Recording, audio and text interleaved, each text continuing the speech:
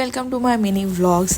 दिवसाची सुरुवात नेहमीसारखी मम्मीला नमस्कार करून. आज मंडे असल्यामुळे ऑफिसला जायची. फायनली ऑफिसला पोहोचले. इतकं गरम आहे ना बाहेर, विचारायला नको.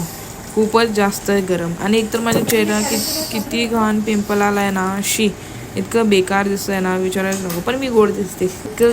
आणि मग त्यानंतर हेल्मेट घालून केसांची इतकी वाट लागते ना की केस खूप फ्रीजी व्हायला लागले. आणि आमच्या इथं खूप जास्त बांधकाम झालं आहे, तर सकाळी नाश्ता करताच आलं नाही. आणि हिला मी नेहमी काही ना काही भरवत असते, कारण हिला बघा आणि मला बघा. मी तिला खूप त्रास देते. तर तेवढ्यात मी मावशीसंगत पण बोलायला लागली. मावशीचा फोन आला. मावशी मला ताणी द्यायला लागली, कारण की पोर असते तेव्हा तुम्हाला बोलत असते.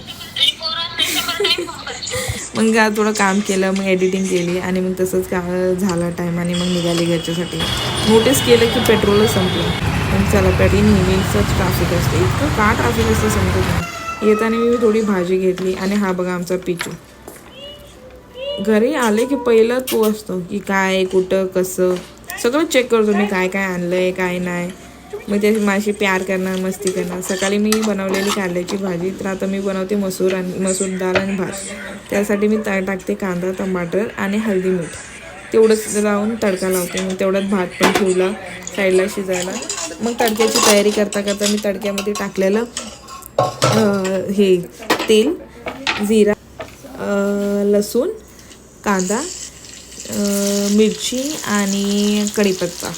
हे माझी मम्मीने मला शिकवलेलं, तर तिचं बघून बघून मला अजून लक्षात आहे की असं असं करायचं असतं.